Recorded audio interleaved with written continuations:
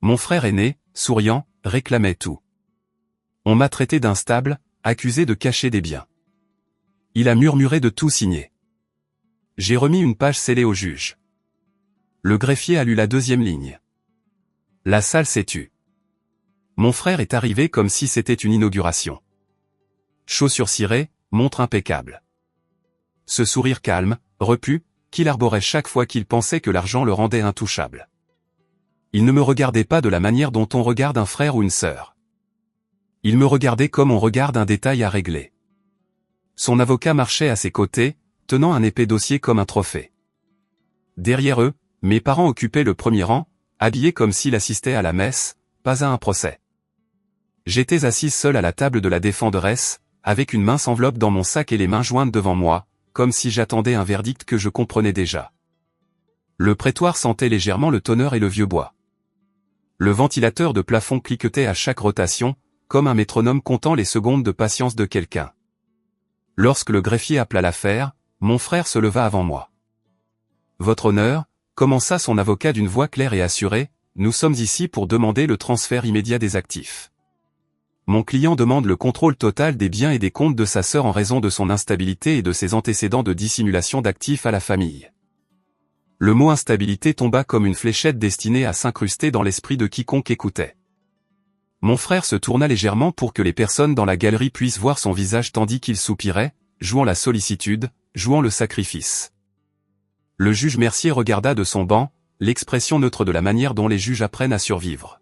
« Madame Dubois, me dit-il, avez-vous un conseil ? » « Je me représente moi-même aujourd'hui, votre honneur, répondis-je. » Le sourire de mon frère s'élargit d'une fraction.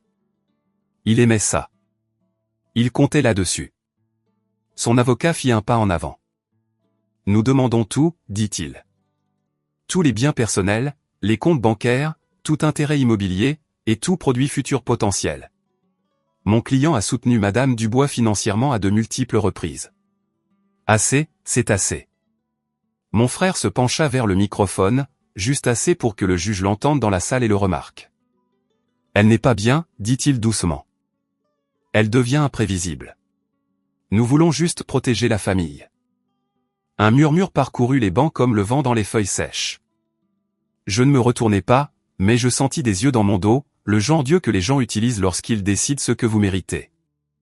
Le regard du juge Mercier resta fixe. « Monsieur Leclerc, dit-il à mon frère, quelle est la base légale pour demander la totalité ? » L'avocat ne perdit pas une seconde. « Mesure de protection adjacente, votre honneur. Contrôle protecteur, ordonnance provisoire en attendant une évaluation plus approfondie. » C. Était enveloppé de mots prudents, mais l'intention était brutale, m'effacer sur le papier. Le juge Mercier tapota son stylo une fois.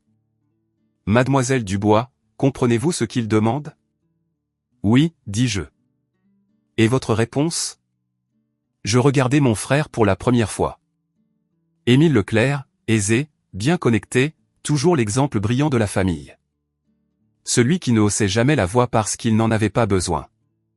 Il achetait des soutiens depuis des années, achetait le silence, achetait le bénéfice du doute des gens. Ses yeux rencontrèrent les miens, et son expression était presque aimable. Presque. Il se rapprocha tandis que le juge feuilletait des documents, et dans une voix que seul moi pouvais entendre, il murmura, signe juste. « Tu n'auras plus rien de toute façon. » Je ne sciais pas. Je ne lui donnais pas la satisfaction de voir ma douleur. Au lieu de cela, je me levai et fouillai dans mon sac. Je ne sortis pas une pile de pièces à conviction. Je ne portais pas de classeur. Je soulevai une page scellée, une enveloppe contenant une seule feuille, et la portai au greffier. « Votre honneur, dis-je calmement, j'ai une requête. Veuillez ajouter ceci au dossier avant d'examiner leur motion. » Les sourcils du juge Mercier se levèrent légèrement. « Qu'est-ce que c'est ? » ?»« C'est un avis scellé, répondis-je. Il concerne l'inventaire qu'il vous demande d'attribuer. » L'avocat laissa échapper un petit rire, comme si je venais de proposer un dessin d'enfant comme preuve. Mon frère me regardait avec ce même sourire poli, mais ses yeux se plissèrent d'une fraction. Comme s'il n'aimait rien de ce qu'il n'avait pas approuvé au préalable. Le juge Mercier tendit la main. Le greffier lui apporta la page scellée. Il regarda l'extérieur puis hocha la tête vers l'huissier. « Huissier, dit-il, ouvrez-la et lisez ce qui est nécessaire pour le dossier. L'huissier, un homme grand avec des yeux fatigués et une voix qui portait sans effort, brisa délicatement le sceau. Il déplia la page et la parcourut. Quelque chose bougea sur son visage, pas de la surprise exactement, mais plutôt de la reconnaissance. Il s'éclaircit la gorge. « Oui, votre honneur, dit-il. Ceci semble être un avis d'inventaire joint à une déclaration d'actifs. » Le sourire de l'avocat se figea. « Votre honneur, nous avons déjà soumis une liste d'inventaire. » Le juge Mercier leva la main. « Nous allons écouter. » L'huissier jeta un coup d'œil vers le dossier de l'avocat. « Puis-je avoir la liste d'inventaire du demandeur, votre honneur ?» L'avocat la lui remit avec assurance, comme si la liste elle-même était une arme. L'huissier l'ouvrit et commença à lire sur le même ton qu'il lirait une sentence, plat, officiel, inéluctable. Élément 1, dit-il. Un compte courant principal se terminant par 428. Élément 2, il marqua une pause pour respirer, puis leva les yeux. Pas vers le juge. Vers mon frère. La pièce ne rendit aucun son. Même le ventilateur de plafond sembla plus silencieux. Les yeux de l'huissier restèrent fixés sur Émile pendant une longue seconde, et lorsqu'il reprit la parole, sa voix avait changé, moins récit, plus prudence. Votre honneur, dit-il lentement, avant de continuer, j'ai besoin de confirmer quelque chose concernant le deuxième point, car la façon dont ceci est listé, il marqua une autre pause, les yeux toujours rivés sur mon frère, ne correspond pas à qui en est réellement propriétaire. L'avocat de mon frère tenta d'en rire. Votre honneur, dit-il, forçant la légèreté dans sa voix, l'huissier lit simplement une liste d'inventaire. La propriété sera abordée lors de la phase de preuve. Le juge Mercier ne sourit pas. Il se pencha légèrement en avant. Huissier, lisez exactement ce qui est écrit. L'huissier baissa à nouveau les yeux vers la page. Élément 2, lut-il plus lentement maintenant. Une propriété résidentielle décrite comme son chalet de vacances situé à... Il s'empêcha de lire l'adresse à voix haute et jeta un coup d'œil au juge pour confirmation. Le juge Mercier hocha la tête une fois. Vous pouvez omettre l'adresse complète. Continuez. L'huissier continua, situé à Val-d'Orée, répertorié comme actuellement occupé par la famille du demandeur, noté pour être transféré immédiatement. Le sourire de mon frère ne bougea pas, mais ses yeux se tournèrent vers mes parents. Ils étaient assis raides, les visages soigneusement vides, comme s'ils avaient répété l'immobilité. Le juge Mercier tapa son stylo une fois. « Mademoiselle Dubois, me dit-il, possédez-vous une propriété à Val-d'Orée » Je ne répondis pas immédiatement, non pas parce que je ne le savais pas, mais parce que la question était un piège. Si je disais oui, il me dépeindrait comme cupide. Si je disais non, il me dépeindrait comme malhonnête. J'ai donc répondu avec la seule chose qui ne pouvait être déformée. Je possède ce que le dossier dit que je possède, votre honneur, dis-je calmement, et j'ai demandé que ma page scellée soit admise parce que leur liste contient quelque chose qui ne leur appartient pas à elle. Avocat de mon frère ouvrit la bouche, mais l'huissier leva de nouveau les yeux.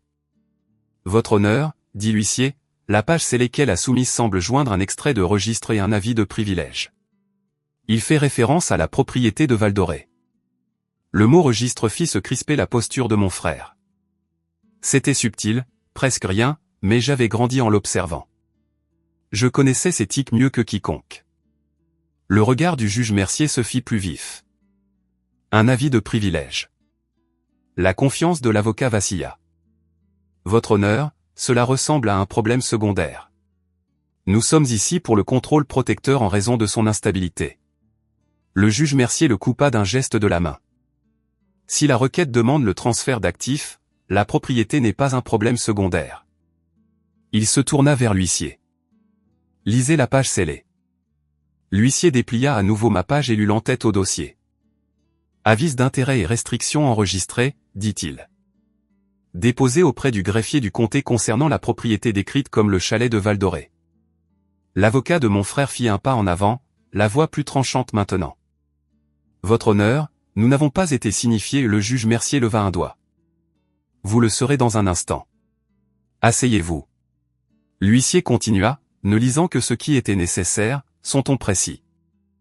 Il est stipulé que la propriété est soumise à une restriction active et ne peut être transférée sans vérification en raison d'un examen de fraude en cours. Il inclut un numéro de référence et le nom de la partie initiatrice. Il marqua une pause et leva de nouveau les yeux. Pas sur moi, sur mon frère. Le sourire d'Émile glissa enfin sur les bords. Le juge Mercier baissa la voix. Quelle est la partie initiatrice? L'huissier jeta un coup d'œil à la ligne, puis la lut. Demandeur. Émile Leclerc. Il y eut un silence d'une manière qui semblait physique. Ma gorge de père bougea comme s'il avait avalé quelque chose d'indigeste. Les mains de ma mère se resserrèrent sur ses genoux. L'avocat d'Émile fixa la page comme si on venait de lui tendre un fil électrique sous tension. Le juge Mercier se renversa légèrement, étudiant mon frère. Mon frère ne répondit pas immédiatement. Il fit autre chose. Il tendit la main vers la manche de son avocat sous la table. Une petite traction, typique d'un enfant voulant que quelqu'un d'autre parle pour lui. L'avocat se reprit le premier. Votre honneur, mon client tente de protéger les biens familiaux contre la dissipation. Il a agi par prudence. Le regard du juge Mercier ne quitta pas Émile. Je n'ai pas demandé au conseil. Je lui ai demandé à lui. La mâchoire d'Émile se serra. J'ai déposé quelque chose, admit-il prudemment. C'était une précaution. Elle cache des actifs. Nous devions verrouiller ça. Je ne réagis pas. Je le laissais continuer à parler, car chaque phrase qu'il prononçait sous pression rendait la suite plus claire. Le juge Mercier se tourna vers moi. Madame Dubois, avez-vous une documentation établissant votre droit de propriété? Oui, dis-je. Et c'est lié à la raison pour laquelle leur liste d'inventaire est dangereuse. Expliquez, dit le juge Mercier. Je gardai un ton mesuré. Ah, ce chalet n'a jamais été un bien familial. Il a été acheté avec de l'argent que mon grand-père m'a laissé en privé il y a des années. Mon frère l'a découvert lorsqu'il a commencé à fouiller dans les dossiers après la mort de grand-père. Il a déposé une restriction en mon nom sans mon consentement, puis a essayé d'utiliser cette restriction comme levier. Aujourd'hui, il demande à la cour de lui remettre tout, y compris un actif qu'il a déjà essayé de geler. L'avocat de mon frère ricana. Pure spéculation. Ce n'est pas de la spéculation, dis-je, et je n'ai pas élevé la voix. Ce sont des horodatages. Le stylo du juge Mercier cessa de bouger. Des horodatages? Je hochai la tête une fois. Le journal du portail du greffier du comté montre exactement quand la restriction a été déposée, depuis quelle adresse IP et la signature numérique utilisée. J'ai demandé ces journaux après avoir été notifié que mon dossier immobilier avait été signalé. Le visage de l'avocat se crispa. Votre honneur, les adresses IP sont techniques. Nous aurions besoin d'un expert. Le regard du juge Mercier se fit plus vif. Avez-vous les journaux ici, Madame Dubois? Je fouillai à nouveau dans mon sac et sortis une mince liasse de pages imprimées, nettes, officielles, timbrées, pas une histoire, pas une émotion, une piste. Je la portai au greffier sans me presser. Le juge Mercier prit la feuille du dessus, parcourut les lignes, et son expression changea de la manière la plus subtile et la plus révélatrice. Il regarda l'horodatage d'abord, puis l'adresse IP, puis le nom du compte associé. Il leva les yeux vers Émile. Monsieur Leclerc, dit-il calmement. Le compte de dépôt utilisé pour placer la restriction n'était pas celui de votre sœur. Il était le vôtre. L'avocat d'Émile secoua la tête vers lui, choqué. Quoi? Le juge Mercier continua, la voix toujours calme. Et la signature numérique attachée au dépôt est associée à une adresse email se terminant par il s'arrêta, jeta un coup d'œil à l'huissier, puis revint à la page, Leclerc Holdings. L'entreprise de mon frère, son nom d'aisé, son image polie, soudainement estampillée sur un dépôt du comté utilisé pour geler ma propriété. Le sourire d'Émile avait disparu, il ressemblait à quelqu'un qui était entré dans une pièce pensant lui appartenir, pour découvrir ses propres empreintes sur la scène de crime. L'huissier, tenant toujours la liste d'inventaire du demandeur, s'éclaircit à nouveau la gorge. Votre honneur, dit-il, et cela affecte directement la liste d'inventaire, car l'élément 2 est listé comme son chalet de vacances devant être transféré. Mais il est actuellement sous une restriction initiée par le demandeur, ce qui ferait de cette requête. Il marqua une pause, les yeux sur le juge maintenant, la voix prudente, une tentative de transfert d'un actif sous un dépôt frauduleux. Le juge Mercier posa lentement les pages. Puis il fit quelque chose que les juges font rarement lorsqu'ils essaient d'éviter que la salle ne prenne feu. Il regarda directement l'avocat de mon frère et dit, « Maître, vous allez vouloir vous asseoir. » L'avocat de mon frère s'assit lentement, comme si ses genoux ne voulaient pas se plier, mais il ne resta pas silencieux. « Votre honneur, dit-il, se penchant à nouveau en avant, avec respect, ceci se transforme en un litige subsidiaire concernant un dépôt. Notre requête est basée sur son état mental et son schéma de dissimulation. Cette cour a l'autorité d'accorder un contrôle protecteur temporaire. » Le juge Mercier leva une main, paume en avant. Pas en colère, pire que la colère, décidé. Cette cour a l'autorité de protéger les gens contre l'abus de procédure, dit-il. Actuellement, je vois un demandeur qui a déposé une restriction sous son propre compte en utilisant la signature de sa société et qui est entré dans mon prétoire demandant le transfert de l'actif même qu'il a restreint. Il tapa une fois sur l'impression du journal du comté, comme si cela le rendait plus lourd. Ce n'est pas protecteur, continua-t-il. C'est un levier. Le visage de mon frère avait cette expression tendue et brillante que les gens prennent lorsque leur confiance commence à s'échapper. C'était une précaution, dit Émile, la voix maîtrisée. Elle a été erratique. Elle cache des choses. Les yeux du juge ne le quittèrent pas. Vous pouvez cesser de répéter des adjectifs et commencer à répondre aux questions. Mon père s'éclaircit la gorge au premier rang. Un petit son destiné à réclamer l'attention. Ma mère se pencha en avant, les lèvres pincées comme si elle s'apprêtait à exprimer sa déception. L'avocat d'Émile se reprit et tenta un nouvel angle, plus doux, presque paternel. Votre honneur, la famille est inquiète, c'est tout. Nous pourrons aborder le dépôt plus tard, mais en attendant, nous demandons une ordonnance temporaire, le contrôle de ses comptes, de ses biens, et une évaluation. Elle est instable. Elle cache des actifs. Elle pourrait représenter un danger pour elle-même. Voilà. L'arme institutionnelle vers laquelle il se tournait toujours lorsqu'il ne pouvait pas gagner sur le papier. S'il pouvait me qualifier d'instable dans un dossier judiciaire, il n'aurait pas besoin de prouver le vol. Il pourrait simplement déclarer leurs préoccupations et tout prendre avec un sourire poli. Le regard du juge Mercier se porta sur moi. « Madame Dubois, dit-il, êtes-vous un danger pour vous-même ? » « Non, répondis-je. » « Êtes-vous un danger pour quelqu'un d'autre ? » ?»« Non. » L'avocat d'Émile ouvrit la bouche à nouveau, mais le stylo du juge Mercier se leva comme un avertissement. « Je lui ai demandé, dit-il, et Émile se pencha vers son avocat, chuchotant avec urgence. Je n'avais pas besoin d'entendre les mots. Je reconnaissais la posture, le frère aisé habitué à ce que les solutions lui soient livrées, pas exigées. Le juge Mercier hocha la tête vers l'huissier. Continuez à lire la liste d'inventaire du demandeur. L'huissier regarda à nouveau la liste et reprit sur cette voix plate et officielle. Élément 3. Tout le contenu du coffre-fort du défendeur détenu à la banque du 1er Havre, boîte numéro où il s'arrêta, non pas à cause de la vie privée cette fois, mais parce que quelque chose sur la page avait de nouveau attiré son attention. Comme si la liste était pleine de mines terrestres. Les yeux de l'huissier parcoururent la ligne, puis les notes de marge, puis une ligne plus petite en dessous. Il leva le regard. Mon frère ne regarda pas l'huissier. Il fixa le banc du juge comme s'il pouvait faire disparaître le moment par la seule force de sa volonté. La voix de l'huissier baissa d'une fraction. Votre honneur, la liste inclut une boîte bancaire, mais elle inclut également un numéro d'autorisation d'accès joint. Le front du juge Mercier se plissa. Autorisation d'accès. Oui.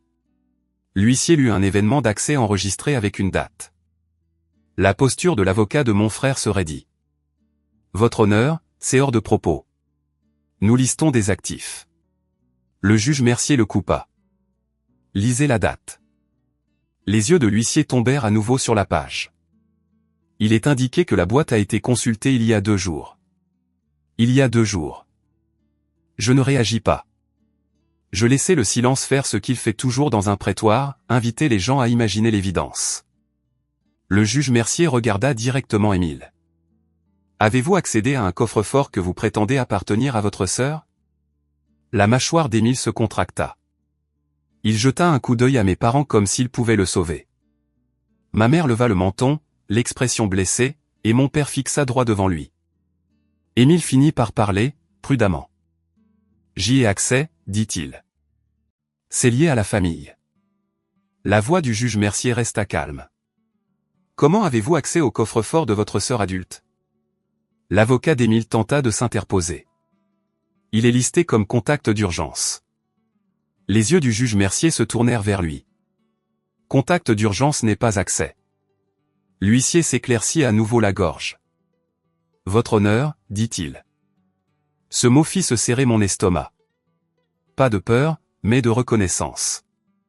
Car il n'y a qu'un nombre limité de façons dont une autorisation notariée apparaît dans une affaire familiale. Aucune d'entre elles n'est propre. Le regard du juge Mercier revint à Émile. Votre sœur a-t-elle signé une autorisation notariée vous accordant l'accès à son coffre-fort? Émile ne répondit pas assez vite. Et c'est moi qui le fis. Non, dis-je. Je ne l'ai pas fait. Le stylo du juge plana. Mademoiselle Dubois, dit-il. Comment le savez-vous? Parce que je n'en ai jamais signé, répondis-je. Et parce que la banque m'a notifié hier qu'une autorisation avait été déposée sous mon nom. C'est pour cela que j'ai demandé les journaux du greffier du comté en premier lieu. Des choses ont commencé à apparaître dans des systèmes que je n'ai pas faites. Le visage de l'avocat d'Émile se crispa. Votre honneur, elle fabule. Je n'ai pas élevé la voix. J'ai fouillé dans mon sac et sorti un deuxième mince paquet, une feuille sur le dessus, agrafée, nette. Je la passai au greffier. Le juge Mercier la parcourut, puis leva les yeux. Ceci vient de la banque. Oui. Je dis que c'est la confirmation d'audit qu'une autorisation a été présentée. Elle inclut le numéro de commission du notaire, l'heure où elle a été déposée, et la note du personnel indiquant que la signature ne correspondait pas à la signature enregistrée. L'avocat d'Émile se pencha en avant, la voix plus acerbe maintenant. Votre honneur, nous entrons dans le territoire de l'accusation. Nous allons avoir besoin de temps pour répondre. Le regard du juge Mercier se tourna vers lui, comme une porte qui se referme. Vous avez déjà eu le temps, dit-il. Vous avez déposé. Vous avez demandé tout aujourd'hui. Vous n'avez pas le droit de sprinter dans mon prétoire pour ensuite demander une pause lorsque le dossier commence à vous répondre. L'atmosphère dans la pièce sembla changer. Pas bruyante, pas dramatique, juste alerte. Les gens dans la galerie se penchèrent. Les doigts du greffier s'agitèrent plus vite. Même l'agent d'audience ajusta sa posture, comme s'il avait cessé de traiter cela comme une querelle familiale et commençait à le considérer comme quelque chose pouvant déborder sur le domaine pénal. Le juge Mercier se tourna vers l'huissier. Lisez le numéro de commission du notaire indiqué sur l'audit bancaire. L'huissier prit la feuille que le greffier lui tendait, la parcourut et la lut au dossier. Le numéro ne signifiait rien pour la plupart des gens, mais les yeux du juge Mercier se plissèrent légèrement, et il regarda à nouveau Émile. Monsieur Leclerc, dit-il. Ce numéro de commission est-il associé à quelqu'un que vous connaissez? La gorge d'Émile se contracta. Je ne sais pas. Le juge Mercier ne contesta pas. Il se tourna simplement vers le greffier. Vérifiez-le, dit-il. Le greffier hésita. Votre honneur, le registre des notaires est au niveau du comté. Je sais ce que c'est, dit le juge Mercier. Vous y avez accès. Vérifiez-le. Le greffier tapa. Le moniteur sur le bureau du greffier se refléta légèrement sur les lunettes du juge pendant qu'il regardait. Quelques secondes passèrent. Puis le visage du greffier changea d'une manière qui fit finalement regarder mon frère. Votre honneur, dit le greffier calmement. Le numéro de commission du notaire renvoie à un notaire public employé par Leclerc Holdings. L'entreprise de mon frère à nouveau, ses empreintes à nouveau. La bouche de l'avocat d'Émile s'ouvrit, puis se referma. Ma mère laissa échapper un petit son au premier rang, mi-halètement, mi-protestation. Émile se tourna vers ses parents, paniqué maintenant, murmurant « Je vous l'avais dit ». La voix du juge Mercier coupa tout ce qu'Émile était sur le point de dire. Assez. Il se rassit légèrement, comme pour réinitialiser la salle. Je n'accorde aucune ordonnance temporaire de transfert d'actifs aujourd'hui, dit-il fermement. J'émets des ordonnances de conservation. L'avocat d'Émile redressa la tête brusquement. Votre honneur, le regard du juge Mercier resta fixé sur lui. Vous conserverez toutes les communications, les brouillons, les dépôts, et les dossiers internes relatifs à cette requête, y compris toute implication du personnel de Leclerc. Vous ne modifierez, supprimerez ou altérerez rien. Comprenez-vous? L'avocat déglutit. Oui, votre honneur. Le juge Mercier regarda Émile. Monsieur Leclerc, vous fournirez à cette cour, par l'intermédiaire de votre conseil, l'identité de tout employé qui vous a aidé avec les dépôts ou les autorisations liées aux biens ou au compte de votre sœur. Le visage d'Émile était pâle maintenant, l'éclat de l'aisance avait disparu. Le juge Mercier continua, la voix mesurée. Je délivre également un renvoi à l'unité de fraude du greffier du comté et je demande à la banque de conserver toutes les pistes d'audit liées à l'autorisation du coffre-fort. Il me jeta un coup d'œil. Madame Dubois, avez-vous d'autres documents que vous avez l'intention de soumettre aujourd'hui? Je regardai Émile, puis son avocat, puis mes parents au premier rang, assis si immobiles qu'ils semblaient sculptés. Oui, dis-je. Encore une chose, et c'est pourquoi la liste d'inventaire est importante. Le juge Mercier hocha la tête une fois. Procédez. Je fouillai à nouveau dans mon sac et plaçai une dernière enveloppe scellée sur le comptoir du greffier. Veuillez ajouter ceci au dossier, dis-je calmement, avant que l'huissier ne lise l'élément 4. Le juge Mercier ne parut même pas surpris lorsque le greffier prit mon enveloppe scellée. Il parut fatigué, comme s'il avait vu trop de familles entrer avec une histoire et repartir avec un dossier. Huissier, dit-il. Ouvrez-la. Lisez seulement ce qui est nécessaire pour le dossier. L'huissier brisa le sceau avec le même mouvement prudent qu'il avait utilisé plus tôt, comme si le papier pouvait couper plus profondément que l'acier. Il déplia la page, parcourut l'entête, et son visage se crispa de cette manière calme et professionnelle que prennent les gens lorsqu'ils réalisent qu'ils tiennent quelque chose qui n'a pas sa place dans un différend familial. Votre honneur, dit-il. Ceci est une pièce certifiée du département de conformité de la Banque du 1er Havre. Elle inclut un extrait du journal de notariation et un certificat de vérification d'identité lié à l'autorisation du coffre-fort. L'avocat d'Émile se renversa sur sa chaise, soudain trop conscient de l'endroit où se trouvaient ses mains. Le juge Mercier hocha la tête une fois. Lisez la portion pertinente. La voix de l'huissier redevint plate, mais elle portait. Idée de session de notariation en ligne, lut-il. Date et heure, il y a 2 jours à 15h14. Identité du signataire vérifiée via scan d'identification gouvernementale et authentification basée sur la connaissance. La mâchoire d'Émile se serra, l'huissier continua. Il indique le nom du signataire sur la session comme il marqua une pause d'un battement de cœur, les yeux se levant puis redescendant, comme s'il voulait être absolument sûr avant de le dire à voix haute, Émile Leclerc. Le prétoire ne réagit pas comme dans les films. Personne ne haleta de manière dramatique. Personne ne cria. C'était pire que ça. Tout devint silencieux, comme si l'oxygène avait été retiré. L'avocat d'Émile cligna rapidement des yeux, puis se redressa à moitié et se rassit, comme si son corps ne pouvait décider quelle posture le rendait le plus en sécurité. Le regard du juge Mercier resta rivé sur mon frère. Monsieur Leclerc, dit-il, lent et uniforme. Avez-vous laissé croire à la cour que votre sœur avait signé une autorisation notariée lorsque la session de notariation vous liste comme signataire? La gorge d'Émile se contracta. Ce n'est pas comme ça, dit-il, et sa voix avait perdu son éclat. Daphné n'était pas à mes côtés cette fois.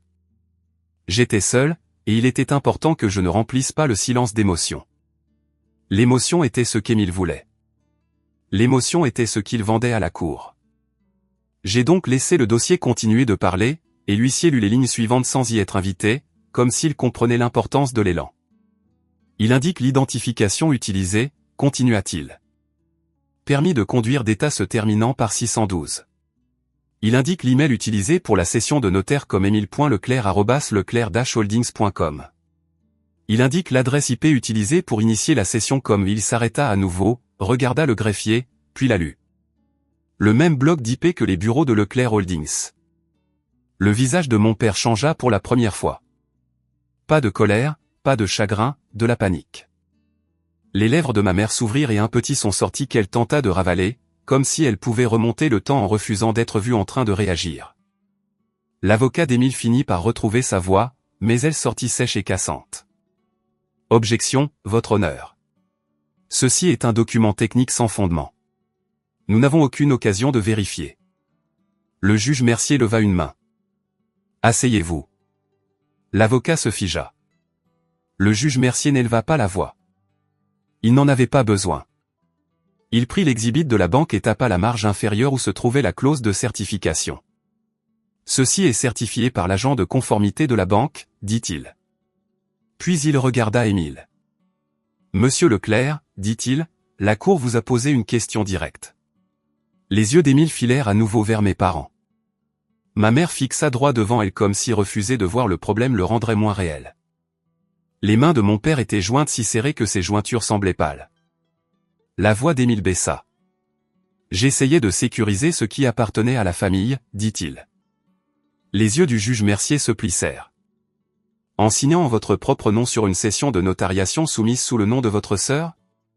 Émile tressaillit au mot, il essaya de s'ajuster pour adoucir. Elle l'aurait détruit, dit-il rapidement. Elle agit de manière erratique. Le juge Mercier le coupa d'un petit mouvement décisif de son stylo. Non, dit-il. Nous ne faisons pas cela. Vous n'avez pas le droit de commettre une fraude technique et ensuite de pleurnicher en jouant l'inquiétude. Le clavier du greffier cliqueta plus vite, capturant chaque mot. Le juge Mercier jeta un coup d'œil à l'huissier. Continuez. Qu'y a-t-il d'autre dans l'exhibit? L'huissier tourna la page. Il y a un rapport d'incident bancaire joint, dit-il. Il indique qu'à la réception de l'autorisation notariée, la banque a signalé l'incohérence de la signature, a initié un gel interne et a examiné les séquences vidéo du coffre-fort. L'avocat d'Émile se raidit. Votre honneur, le juge Mercier ne le regarda pas. Arrêtez d'interrompre. L'huissier lut la ligne suivante, et l'air dans la pièce changea à nouveau. Il indique que le demandeur s'est présenté à la banque en personne avec un représentant de Leclerc Holdings, dit l'huissier, et a tenté d'accéder au coffre-fort. Le visage de mon frère devint blanc. Le regard du juge Mercier se fit plus vif. Un représentant? L'huissier hocha la tête, lisant « Un notaire public employé par Leclerc Holdings ». La tête de ma mère tourna brusquement vers Émile, et un instant, son masque glissa. Elle n'avait pas l'air déçue. Elle avait l'air furieuse qu'il ait été négligent. L'avocat d'Émile se releva à nouveau, la voix urgente.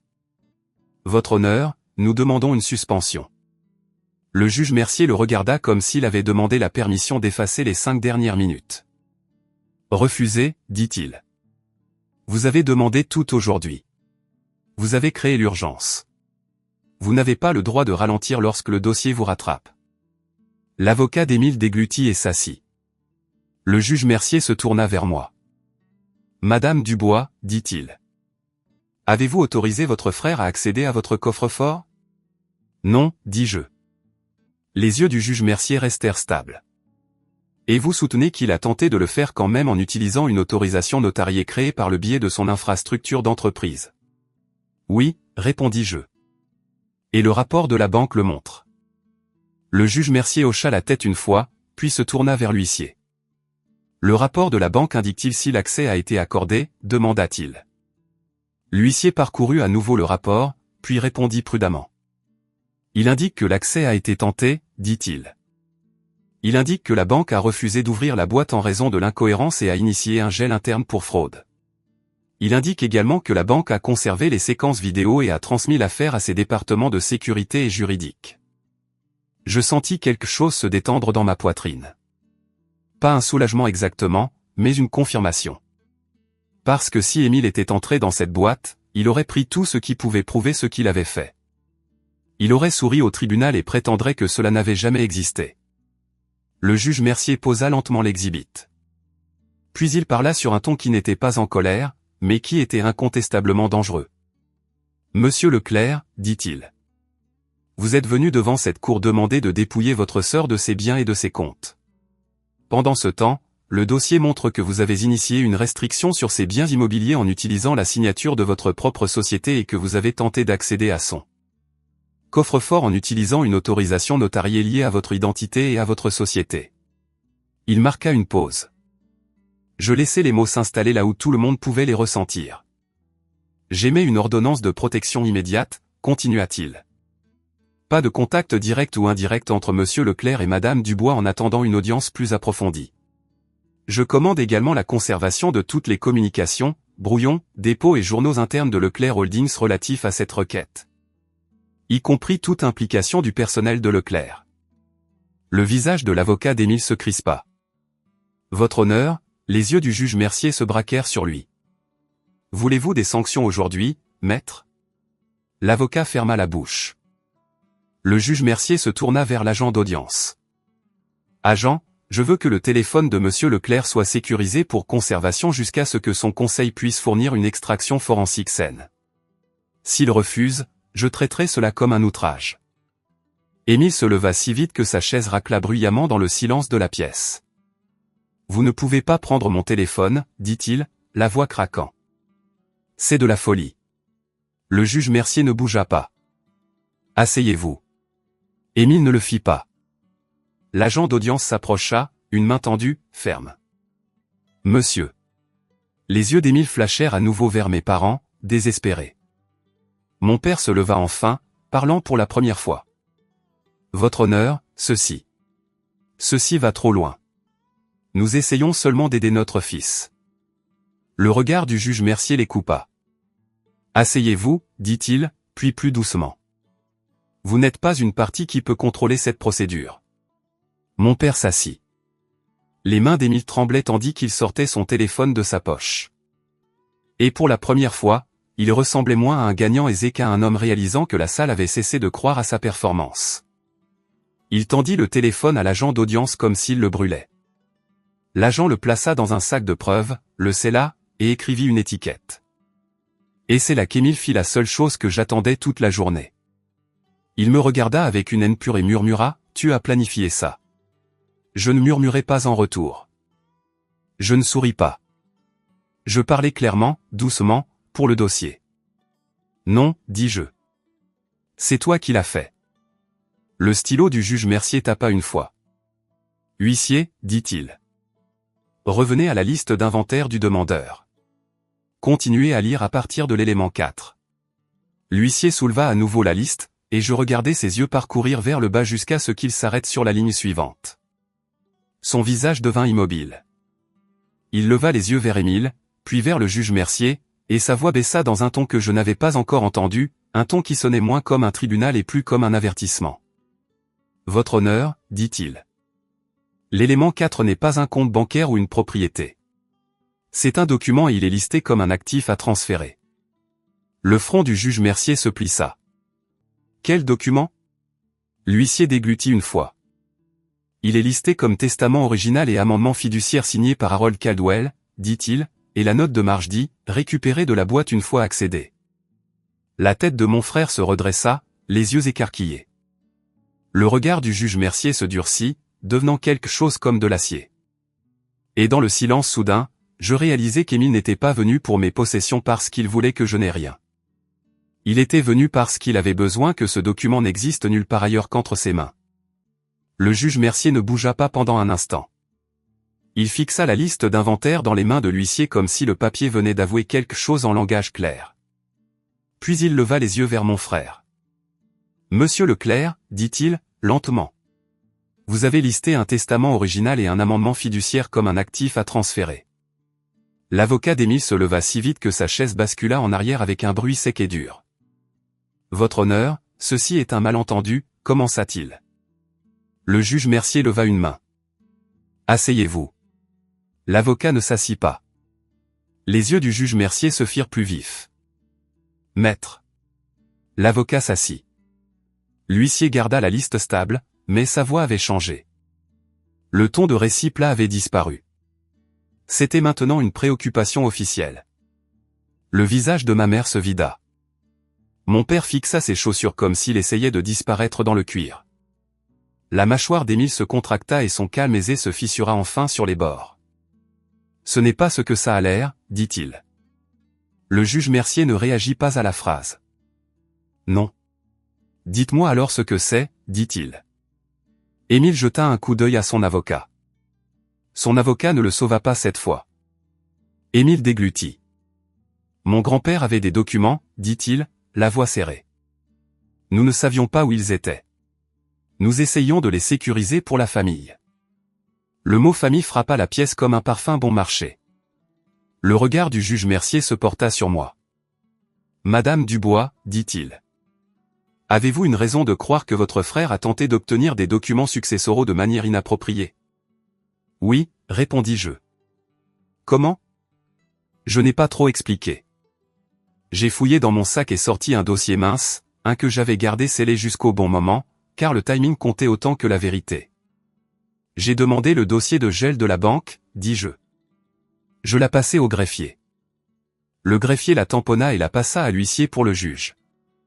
Le juge Mercier feuilleta les pages. Ses yeux s'arrêtèrent sur une image fixe en noir et blanc. Un homme en costume, la tête légèrement tournée, tenant un dossier sous son bras. Mon frère se tenait au comptoir de la banque avec une femme à ses côtés, les cheveux tirés en arrière, la posture rigide. Le juge Mercier lut la légende sous l'image fixe. Tentative d'accès, murmura-t-il, accompagné d'un notaire, employé par Leclerc Holdings. Il tourna la page. Un autre cliché. Un autre redatage. Un angle plus rapproché de la caméra du hall. La main d'Émile sur le comptoir, les doigts écartés comme s'il possédait la surface. Le notaire pointant un document. Le regard du juge Mercier revint à Émile comme une lame trouvant sa cible. « Monsieur Leclerc, dit-il. Pourquoi tentiez-vous d'accéder à un coffre-fort avec un notaire employé par votre société portant un document dont vous admettez maintenant qu'il faisait référence à un testament original et à un amendement fiduciaire ?» Le visage d'Émile tressaillit. « Parce qu'elle le cachait, lança-t-il, puis il réalisa ce qu'il venait de dire. Les yeux du juge Mercier se plissèrent. Elle le cachait. Émile regarda ses parents, désespéré. « Vous m'avez dit qu'elle le ferait, dit-il, et sa voix craqua sur le dernier mot, comme si elle lui avait été arrachée. Les mains de ma mère tremblaient sur ses genoux. Mon père fixait droit devant lui, la mâchoire serrée, comme si refuser de cligner des yeux pouvait annuler la phrase. Le juge Mercier leva une main. « Arrêtez, dit-il. Puis à Émile, vous n'êtes plus en charge de contrôler ce récit. » Le juge se tourna vers l'huissier. « Apportez-moi la liste d'inventaire du demandeur. » L'huissier l'apporta. Le juge Mercier la prit, étudia à nouveau l'élément 4, puis la plaça au-dessus de l'exhibit de la banque, comme s'il empilait les preuves dans une forme inéluctable. Puis il regarda le greffier. « Appelez l'unité de fraude du greffier du comté, dit-il. Maintenant, et notez au dossier que cette cour procède à un renvoi. » Les doigts du greffier volèrent sur le clavier. L'avocat d'Émile se releva, la voix plus acerbe, plus effrayée. « Votre honneur, avec respect, ceci est une affaire civile. » Le juge Mercier ne le regarda même pas. Plus maintenant. La bouche de l'avocat se ferma. Le regard du juge Mercier balaya la pièce. Mes parents, les spectateurs, l'agent d'audience tenant le téléphone d'Émile dans un sac scellé comme un animal capturé. « Monsieur Leclerc. Il a dit que vous avez demandé de prendre tout ce que votre sœur possède. Vous avez utilisé une tentative de dépôt frauduleuse et vous avez utilisé une infrastructure de notariation liée à votre entité d'entreprise et vous avez tenté d'accéder à une boîte bancaire pour récupérer ce qui semble être des documents successoraux. » Il marqua une pause, laissant chaque clause devenir son propre poids. « Je rejette votre requête intégralement, dit-il. J'accorde un ordre de protection à Madame Dubois. Je commande la conservation et la production des communications et des journaux numériques de Leclerc Holdings relatifs à ces dépôts et autorisations, et je renvoie cette affaire pour enquête sur fraude et interférence. » Le visage d'Émile se figea d'incrédulité. « Vous ne pouvez pas simplement, commença-t-il. Le juge Mercier leva les yeux. « Je peux, et je l'ai fait. » L'avocat d'Émile tenta de sauver quelque chose. La voix suppliante maintenant. « Votre honneur, au minimum, les documents successoraux. » Le juge Mercier le coupa. « S'il y a des documents successoraux, la succession s'en chargera par les voies légales. Pas par les mains de votre client. » Il jeta un coup d'œil à l'huissier. « Avons-nous une indication que la boîte a été accédée avec succès ?» L'huissier vérifia à nouveau le rapport de la banque. « Non, votre honneur. La banque a refusé l'accès. La boîte est restée scellée. » Mes poumons se détendirent silencieusement. La chose qu'Émile désirait le plus n'avait pas été prise. Le juge Mercier se tourna vers moi. « Madame Dubois, dit-il. Les documents successoraux sont-ils en votre possession ?» Je gardai ma voix égale. « J'ai des documents que mon grand-père m'a confiés. Je les ai apportés aujourd'hui. » Le juge Mercier hocha la tête. « Alors ils seront gérés correctement. » Il se tourna vers le greffier. « Fixez une audience pour la soumission des documents successoraux au dossier. Le conseil de Madame Dubois peut se coordonner. Monsieur Leclerc n'aura aucun contact et aucun accès. Les yeux du juge se posèrent sur mes parents. Et si une tierce partie tente de faire pression sur Madame Dubois concernant ces documents, ajouta-t-il, cette cour traitera cela comme une interférence. Le menton de ma mère se souleva légèrement comme si elle voulait protester. Puis elle vit la posture de l'agent d'audience, le téléphone scellé, les clichés de la banque, le registre du notaire, le journal du comté, et elle resta silencieuse. L'audience se termina avec une sorte de finalité silencieuse. Le greffier lut les ordonnances. L'huissier récupéra les pièces. Émile se releva trop vite à nouveau, mais cette fois la présence de l'agent d'audience l'empêcha de se diriger vers moi. Alors que les gens sortaient, l'avocat d'Émile se pencha près de lui, chuchotant avec urgence, le visage pâle. Émile fixa le sol comme s'il ne pouvait pas comprendre pourquoi l'argent ne l'avait pas protégé. Mes parents ne me regardèrent pas. Ils se dirigèrent vers mon frère comme si j'étais une inconnue qui avait gâché leur journée. Émile tourna la tête à la porte et regarda en arrière une fois. Ses yeux sombres et furieux. « Tu penses avoir gagné » marmonna-t-il. Je n'ai pas élevé la voix. Je ne lui ai pas fait de discours. Je pense que vous avez été enregistré, dis-je doucement. Il tressaillit à cela parce qu'il comprenait ce que cela signifiait. Hors du prétoire, je n'ai pas arrêté de bouger. Je marchai droit au guichet du greffier et fixai l'audience de suivi avec l'efficacité de quelqu'un qui avait appris que la justice aime les échéances. Dans le couloir, mon téléphone vibra avec un nouvel email de la banque. Confirmation que le dossier de gel de fraude était conservé. Séquence vidéo archivée. Piste d'audit verrouillée. Puis un autre message. Celui-ci d'un ami qui travaillait à la conformité dans une autre institution. Quelqu'un que j'avais appelé discrètement lorsque la première restriction était apparue. C'était la partie qu'Émile n'avait jamais comprise. On peut charmer une salle. On peut faire pression sur une famille. Mais une fois que deux systèmes indépendants ont la même piste, les mensonges commencent à s'effondrer sous leur propre poids. Au cours du mois suivant, les conséquences arrivèrent sans drame. Leclerc Holdings reçut des avis de conservation. Le notaire fut mis en congé en attendant examen. L'unité de fraude du comté ouvrit un dossier et demanda des dossiers. L'équipe de sécurité de la banque déposa son propre rapport. L'avocat d'Émile cessa d'envoyer des menaces et commença à envoyer des demandes prudentes et mesurées par les voies formelles. Mon frère ne me contacta pas. Il ne pouvait pas. Mes parents essayèrent une fois. Un email, 3 lignes, plein de vagues tristesse et aucune reddition de compte. Je ne répondis pas. Je le transféris dans mon dossier, car même les excuses peuvent devenir des preuves lorsque les gens réécrivent l'histoire plus tard. Lors de la prochaine audience, je soumis les documents de mon grand-père correctement. Sous surveillance judiciaire avec le greffier estampillant chaque page et le juge notant la chaîne de garde. Pas de secret, pas de théâtre, juste le processus. L'amendement fiduciaire qu'Émile voulait voler existait, et il ne lui donnait pas plus, il lui donnait moins. Mon grand-père avait rédigé une clause spécifiquement pour tout bénéficiaire qui tenterait d'obtenir, de dissimuler, de modifier ou de contrôler de manière inappropriée des documents successoraux. Cela ne nécessitait pas un crime spectaculaire. Cela nécessitait la preuve d'une interférence tentée. La vidéo de la banque, la session de notariation, la liste d'inventaire, la note de marge. Ensemble, ils peignaient un tableau clair. Le juge Mercier ne cria pas lorsqu'il l'appliqua. Il n'en avait pas besoin. Il statua simplement que la distribution d'Émile serait retenue en attendant l'issue du renvoi pour fraude et qu'il ne serait pas autorisé à servir dans un rôle administratif lié à la succession. Et le frère aisé qui entra en souriant comme s'il avait déjà gagné dut s'asseoir pendant que le dossier décidait ce qu'il méritait.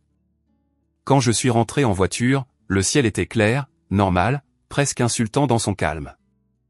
J'ai pris des provisions. J'ai acheté les céréales préférées de ma fille. J'ai pris à Tyler le yaourt exact qu'il aimait. De petites choses. Une preuve ordinaire que ma vie n'était pas la leur à saisir. Ce soir-là, j'ai bordé mes enfants et Lily m'a demandé, sommes-nous en sécurité maintenant? J'ai embrassé son front et répondu la vérité qui comptait. Nous sommes protégés, dis-je. Quelques semaines plus tard, la maison semblait plus silencieuse d'une manière différente. Pas un silence tendu, mais un silence net. Émile cessa d'être une ombre au bord de mon esprit parce qu'il ne pouvait pas m'atteindre sans toucher une ordonnance du tribunal. Et chaque fois que mon téléphone vibrait avec une nouvelle mise à jour officielle, un nouveau journal conservé, un nouveau reçu estampillé, une nouvelle date fixée, je sentais le même calme s'installer dans ma poitrine. Pas la victoire, la certitude. Le genre qui vient lorsqu'une personne qui a essayé de tout prendre apprend que la seule chose qui compte au tribunal, c'est ce que l'on peut prouver.